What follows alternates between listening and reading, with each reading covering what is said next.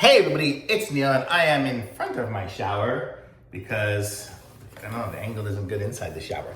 But I have this Fogless shaving weighted shower mirror that I want to show you guys. Oops, something fell out of it. Just a piece of paper, okay. Let's show you what we have in here. So in here we have a manual. Something.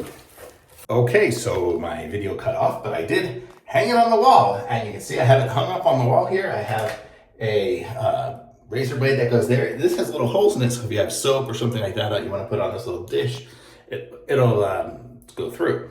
And then just to turn it on, you push the little button. You can aim it up and down a bit, depending on where you want it to be.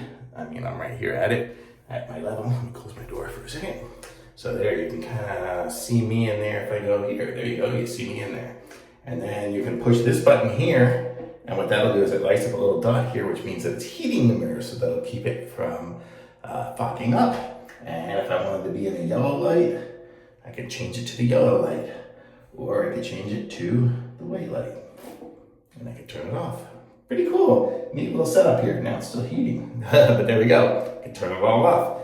Very neat little setup here. So this is cool. So if you want to shave in the shower like I do, this will be handy. Thumbs up for sure.